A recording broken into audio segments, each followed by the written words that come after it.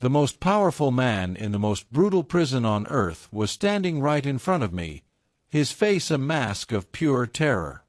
This was a man who did not fear the shivs carved from plastic spoons that appeared and disappeared like ghosts in his facility.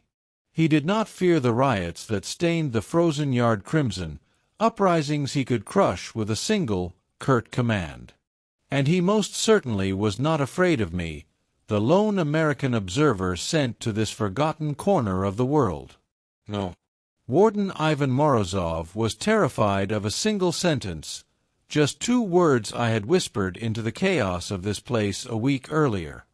It was a secret I had guarded for months, a piece of information so potent it had already brought his concrete empire to its knees.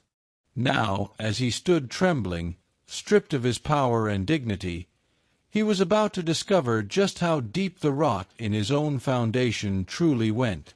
My name is Daniel Carter. I'm 42. Or at least, I was when this all began. Time moves differently inside the walls of Krovo's federal penitentiary. It stretches and curdles, losing all meaning. It's the kind of place that doesn't exist on any official maps, a black site cloaked in the plausible deniability of a government that wanted it forgotten. If you were to ask the State Department officials who sent me, they'd tell you I was on a joint observational program. It was presented as a diplomatic handshake, a well-meaning initiative to bring transparency to a prison system that was anything but. That was the glossy brochure version. The truth. Krovo's was a dumping ground. It was a concrete purgatory carved into some frigid, unforgiving landscape where the state sent the men it wanted to disappear. Murderers, political dissidents, career criminals, and those who simply knew too much, all were thrown into this meat grinder, ruled over with absolute authority by one man, Warden Ivan Morozov. My official title was U.S. State Department Observer, a string of words as meaningless as it sounded.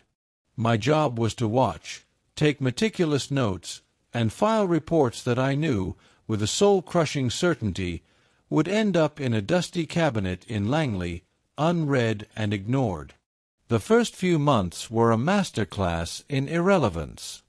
I was a ghost in a blue blazer, a walking symbol of an authority that had zero jurisdiction here. To the guards, I was a bureaucratic nuisance, a pointless obstacle in their daily routine of misery. To the warden, I was a joke sent from a soft country that didn't understand the realities of true order. And to the inmates, I was the freshest meat they'd seen in years, a target for a special kind of psychological warfare they had perfected over generations.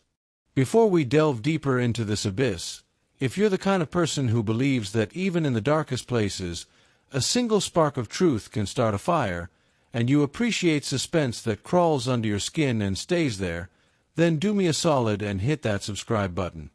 It lets me know you're out there. And for good measure, drop a comment below. What kind of secret could possibly bring a fortress like this to a dead stop? I promise you, whatever you're imagining, the reality is far more twisted. The very architecture of Krovo's was an instrument of oppression. It was a symphony of gray concrete and rusted iron, constructed in monolithic blocks that seemed designed to suck the very color out of the sky. The air itself was a palpable presence, stale, heavy, and laced with the smell of unwashed bodies, cheap disinfectant, and a faint metallic tang I later learned was the scent of pure, undiluted hopelessness. Winter was its natural state, a deep, biting cold that seeped into the stone and settled in your bones for 9 months of the year. During the brief, grudging summer, the sun was a pale, disinterested spectator that offered little light and even less warmth, making the shadows seem darker and longer. My days quickly fell into a monotonous, degrading rhythm. My official mandate was to observe prison conditions and inmate treatment. This meant I had a pass that granted me access to most of the facility, a privilege that in practice did little more than make me a mobile target. Every morning, I would walk the tiers. The cell blocks were stacked 5 stories high around a central yard, a design that created a perfect echo chamber for despair. The moment my polished State Department issue leather shoes hit the metal catwalk, the show would begin. It started as a low murmur, a sibilant whisper that would slither from cell to cell. "The American is here." Then came the jeers, insults shouted in a language I was still struggling to learn, but the venom in their tone was universal. "Amerikansky," one would inevitably yell, a call that was answered by a wave of hollow laughter. "Look at his clean shirt. He washes it every day," another would shout. "Tell us about freedom, observer. Does it smell like soap?" They would mimic my walk, that stiff, formal gait taught at Quantico, so utterly alien compared to their practiced, predatory shuffle. They mocked my accent when I spoke to the guards, my neatly parted hair, my very presence. It was a daily ritual of psychological erosion, meticulously designed to break me down, to remind me and everyone else that my title, my passport, my entire world, meant absolutely nothing in here. The ringleader of this daily torment was Viktor Raskolnikov, a mountain of an inmate with a face like a road map of old scars and chillingly intelligent eyes. He was Morozov's unofficial lieutenant, the alpha wolf who kept the inmate population in line through a mixture of brute force and cunning. Viktor's mockery was the worst, a form of cruel performance art. He wouldn't just shout insults, he would perform them. He'd stand at his cell door, puffing out his chest, clasping his hands behind his back, and speaking in exaggeratedly polite tones, a grotesque parody of my diplomatic demeanor.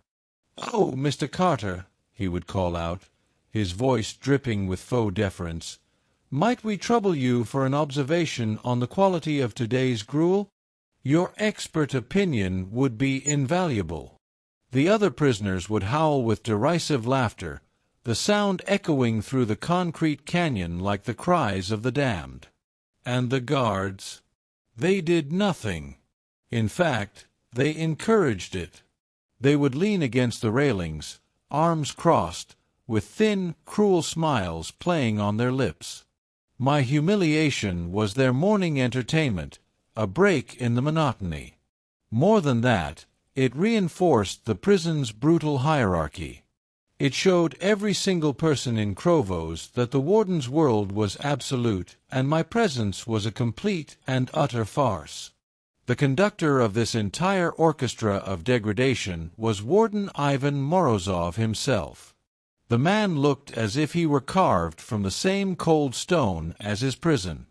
He was tall, impeccably dressed in a tailored uniform, and radiated an aura of absolute, unshakable control.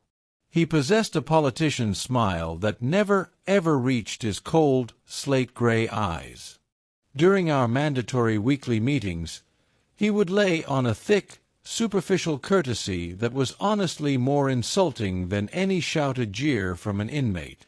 "Mr. Carter," he'd begin, steepling his long fingers on his enormous mahogany desk, the polished surface reflecting his impassive face.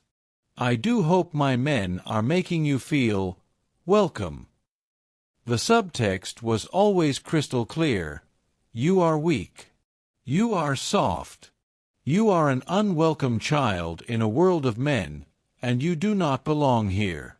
He knew about the gauntlet of abuse I ran every single day. Of course he knew. He probably scripted it. It served his purpose perfectly. A weak, ridiculed observer is no threat. An observer who is visibly cracking under the pressure has his reports dismissed as the unstable ramblings of an unfit agent. Morozov was a master at playing the long game, and I was just a pawn he was positioning for sacrifice. I tried to cope. At first, I employed stony indifference. I kept my head high, my face a mask, and walked the tiers without acknowledging the noise. But the constant barrage of insults, the laughter, the sheer, unrelenting hostility, it was like being eroded by a slow, steady drip of acid. The sound of my own footsteps on the catwalk began to trigger a Pavlovian dread in me. Then I tried engagement. I thought if I showed them my humanity, they might show me theirs. I tried to talk to some of the inmates, learn their names, ask about their families. That was a colossal mistake. They saw my kindness not as strength, but as an even more pathetic form of weakness. The mockery escalated. They'd call out with mock friendship, "Hey, Carter, my friend, got any of those American cigarettes?" Only to erupt in booming laughter when I answered earnestly that I didn't smoke. My reports back to the State Department grew more desperate. I documented the psychological abuse, the rampant corruption, the way guards turned a blind eye to the trafficking of contraband in exchange for favors. I detailed the unsanitary conditions and lack of medical care. The replies were always the same, terse and dismissive. Continue to observe and report. Do not engage. Maintain protocol. It was diplomatic speak for, "You're on your own, son." I was completely, utterly isolated. The nights were the worst. Locked in my small, sterile apartment on the prison grounds, the echoes of the day's laughter would haunt me.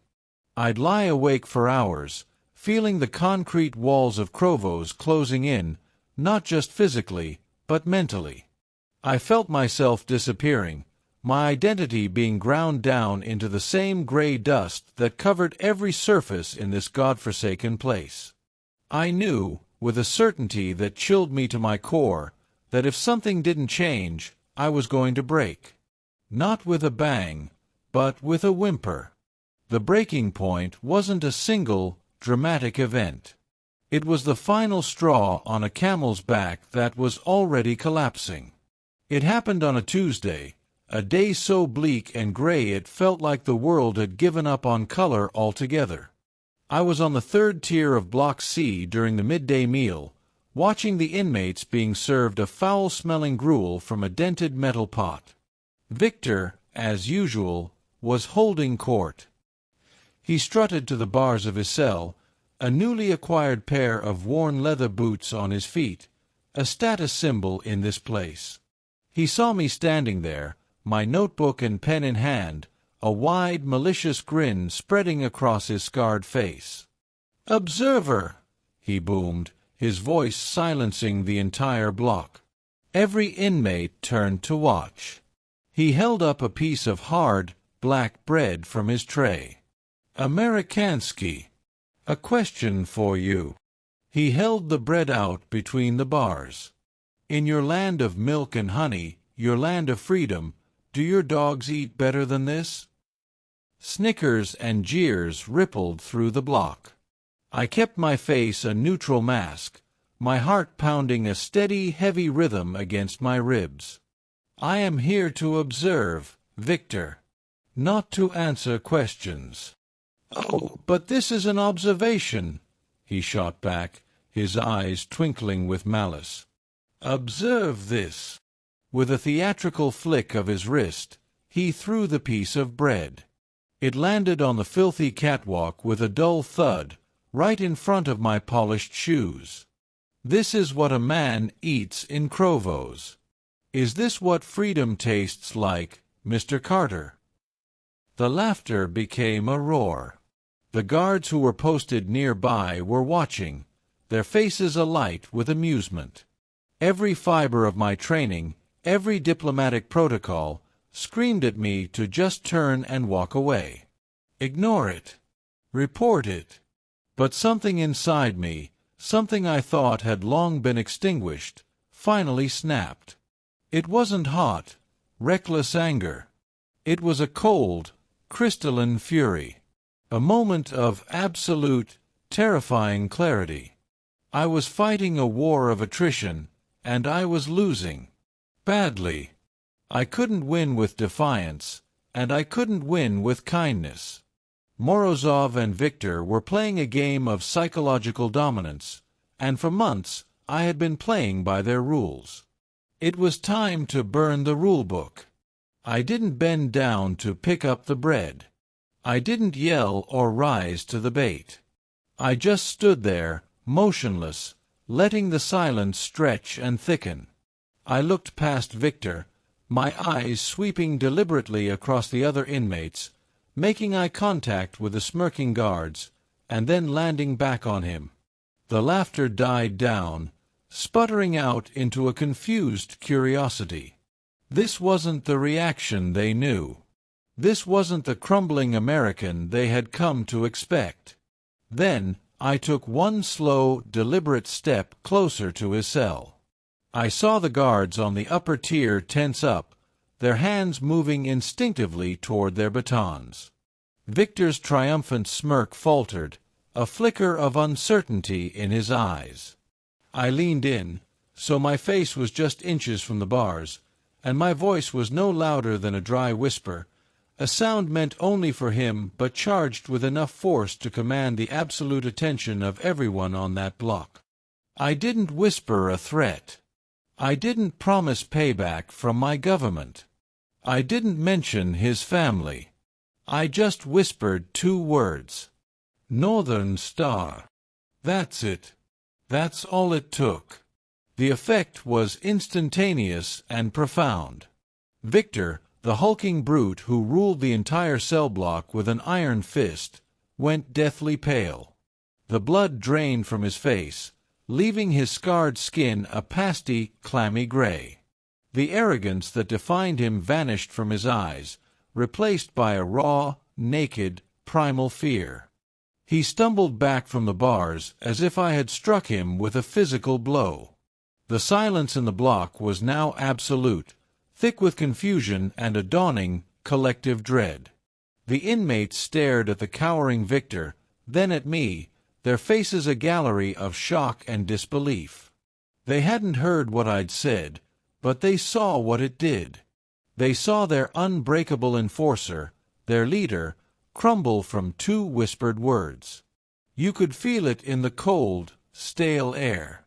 The entire power dynamic of Krovo's federal penitentiary had just shifted on an invisible axis, and everyone, from the lowest-ranking prisoner to the guards on the catwalk, felt the tremor.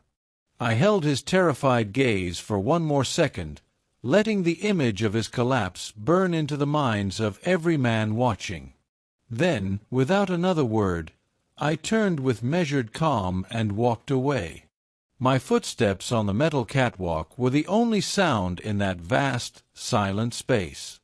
This time, there was no mockery, no laughter, just the rhythmic sound of my steady retreat, and behind me, a gaping void of fear and speculation. I didn't know the full, horrifying extent of the conspiracy I had just poked with a stick, but I knew Northern Star was the key, and I had just turned it in the lock. The next morning, the prison was transformed. The daily gauntlet of jeers and insults was gone. In its place was a thick, watchful silence. Inmates would avert their gazes as I passed, some with a new flicker of fear, others with a look of grudging respect. Victor was a ghost. He stayed in the shadows at the back of his cell, a broken man. His authority, which was built on an illusion of invincibility, had evaporated overnight. Power in a place like Krovo's is 99% perception, and the new perception was that the quiet American observer held a weapon far more terrifying than any shiv. The guards were even more transparent in their fear. Their casual cruelty was replaced by a stiff, nervous formality. They started calling me Mr. Carter, their voices tight. They would rush to open doors for me, their eyes darting away, refusing to meet my gaze. They didn't know what I knew, but they knew it was something that could destroy them, and by extension, their boss. And then, Morozov. He summoned me to his office that afternoon. The moment I walked in, I knew the game had changed forever. The polite condescension, the smug superiority, it was all gone. His face was a thundercloud of controlled rage. "What did you say to inmate Viktor Raskolnikov?" he demanded, his voice a low growl. "He didn't offer me a seat." I walked over to the chair opposite his desk and took a seat without being invited. "We had a brief conversation about local industry," I said calmly, folding my hands in my lap. "Do not play games with me, Carter," he hissed, leaning across his desk. "My entire C-block is as silent as a tomb. My guards are walking on eggshells. Viktor Raskolnikov has not spoken a word in 24 hours. What did you say?" I met his furious glare without flinching. "I just mentioned a local mining operation. Northern Star, I believe it's called. I heard it was a significant source of regional employment. I thought it might be an interesting topic for my report." Morozov's carefully constructed mask slipped.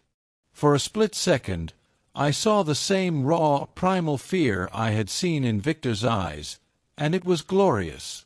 He quickly concealed it, but the damage was done. We both knew I had seen it. "You are an observer, Mr. Carter," he growled, regaining a sliver of his composure. "You would do well to remember the limits of your role. Your diplomatic immunity is a very fragile thing in a place like this." "And you're a warden, Mr. Morozov," I countered, my voice dropping to a near whisper, mimicking my exchange with Viktor. "You should remember that some business operations, especially ones that might use off-the-books prison labor for unofficial enrichment, tied to certain private accounts in Zurich. They're fragile things, too. They rely on silence. And the silence in C-Block seems to have been broken." He just stared at me, his jaw clenched so tightly I could see the muscles bulge. He was trapped, and he knew it. He couldn't punish me without confirming that Northern Star was a secret worth killing over. He couldn't move against me without risking that I had already shared what I knew with my superiors. For the first time since I set foot in his frozen kingdom, he was not in control. Over the next week, his paranoia spiraled into a full-blown obsession.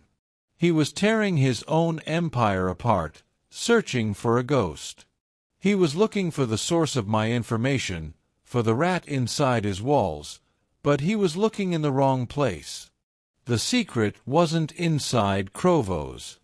It had been given to me months before I even arrived, in a dimly lit cafe in a city far from here. It came from a dogged investigative journalist named Julian Ash. He'd stumbled onto an illegal, unregistered diamond mining operation called Northern Star that used slave labor, prisoners who were officially declared deceased from Krovos. He had names, dates, and, most importantly, Swiss account numbers. He knew he was being watched, so he gave me a copy of his files as an insurance policy. A dead man's switch. "If anything happens to me," he'd said, his eyes dark with worry, "or if you find yourself in a corner and need a stick to fight a bear, use it." Morozov, a man who only understood power that came from walls and weapons, couldn't possibly grasp that the fatal blow had been delivered from outside his fortress long before I ever spoke the words. He was a prisoner in his own jail, haunted by a two-word ghost he couldn't find. The end came exactly 1 week after the whisper. Morozov's paranoia had reached a fever pitch. He had put half his senior staff on administrative leave, suspecting betrayal everywhere. He had authorized violent, useless searches of dozens of cells, turning the prison upside down in his hunt for a leak that didn't exist. He was a cornered animal, wounded and unpredictable. He sent 2 young guards to my apartment to escort me. Their faces were pale, their hands trembling slightly. They didn't look at me as we crossed the frozen yard under the harsh glare of the watchtower lights. The entire prison seemed to be holding its breath, waiting. The warden's office was a disaster zone. Papers were strewn across the floor. A half-empty bottle of expensive vodka stood on the corner of the desk. Morozov himself was a wreck. His immaculate uniform was rumpled and stained, his eyes wild and bloodshot. The mask of control was not just gone, it was shattered. "Close the door," he rasped at the guards. They scurried out, glad to be gone. He stood in the middle of the room, swaying slightly. "I have turned my prison upside down," he said, his voice a hoarse croak. "I have interrogated every man you have ever spoken to. There is nothing. No source." He looked up at me, his eyes a terrifying mixture of pleading and fury. "You are a ghost here. You speak to no one. So you tell me, Daniel Carter. How? How do you know?" I stood calmly before him. The moment was here. This was for the hundreds of men worked to death in the frozen mines. It was for Julian Ash, who I'd learned 2 days ago had been found dead in his apartment. An apparent suicide, the official report said. This was for every soul who had been crushed under Morozov's boot in this forgotten hell. "You're right, Warden," I said, my voice steady and clear. "You've been searching the wrong kingdom. You thought this was about simple prison bribes. Smuggling contraband. That's an old, boring story." I took a slow step forward. "We're talking about Operation Northern Star. An illegal diamond mine, a slave camp, using men from your prison. We're talking about hundreds of inmates officially listed as deceased from illness or lost during transport, who are actually freezing to death 200 kilometers north of here, all for your personal enrichment and that of your silent partners in the ministry." He flinched as if I'd struck him. He had believed the ministry was his impenetrable shield.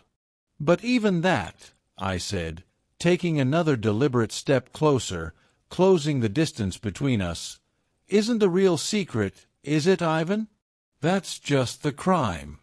The real secret, the one that truly terrifies you, is where the money goes."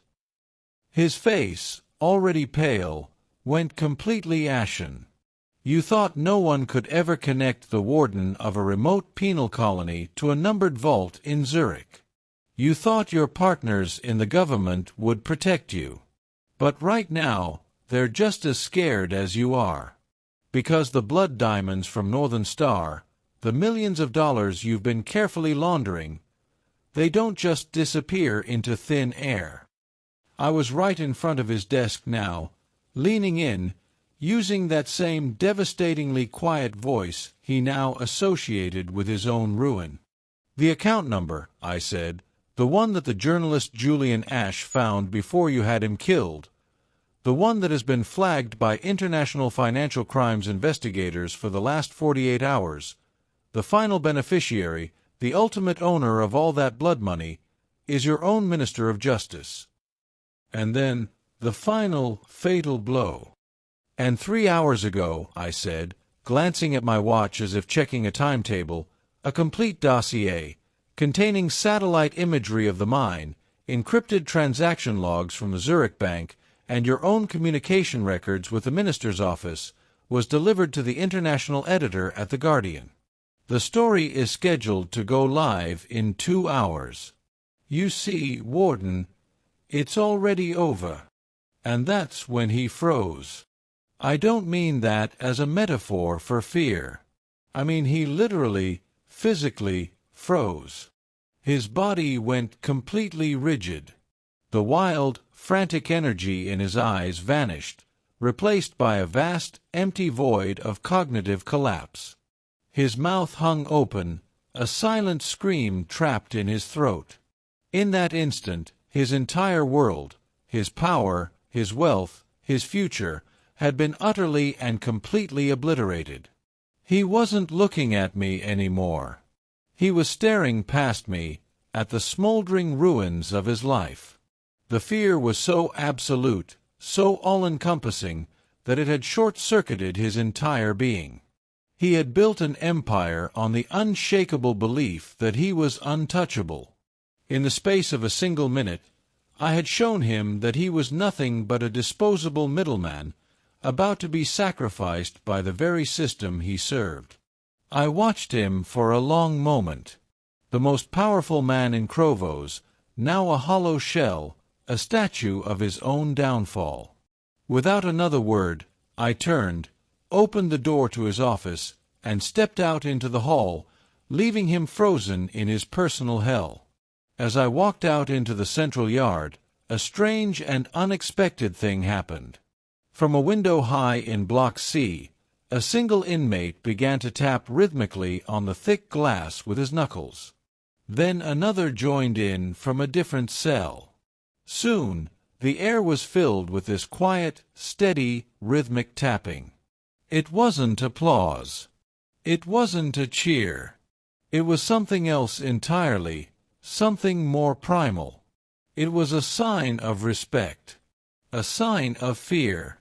It was a prison-wide recognition that a new and terrifying power had been demonstrated in Krovos, one that didn't come from a baton or a gun, but from a simple, devastating word. I remained at Krovos for 2 more weeks, a strange transitional period overseen by a grim-faced team of investigators from the capital. The Northern Star scandal erupted with the force of a tectonic plate shifting, just as I said it would. The story in The Guardian led to the immediate arrest of the Minister of Justice and a dozen other high-ranking officials. Warden Morozov was quietly removed from his post. The official stories were vague, but the rumors that trickled back down to the prison said he ended up in a state-run psychiatric facility, a man broken not by a prison sentence, but by a secret. The corrupt system that had protected him for so long ended up consuming him whole. For those 2 weeks, I walked the catwalks in a world I no longer recognized. The silence that greeted me was no longer born of contempt, but of awe. To the inmates and guards alike, I was the man who had frozen the warden, the ghost who had toppled an empire with nothing but a whisper. Power is a strange and fluid thing. I came to Krovos as an observer, a man with a fancy title and no authority. I left as a legend, a boogeyman they would tell stories about for years. I didn't use violence. I didn't start a rebellion. I simply found the single thread of truth in a tapestry of lies and pulled. In a world built on deceit, the truth was the most powerful weapon of all. I learned that in the darkest corners of the earth, it's not the loudest threat that carries the most weight. It's the quietest whisper that holds the deepest fear. If this story resonated with you, and if you believe that sometimes the only way to fight monsters is to find a truth they cannot escape, go ahead and hit that like button and subscribe for more tales from the edge. And I truly want to know your thoughts, so drop them in the comments below. Was what I did an act of pure justice? Or was it revenge for the humiliation, for Julian, for myself? Sometimes, in places like Krovos, the line between the two becomes almost impossible to see.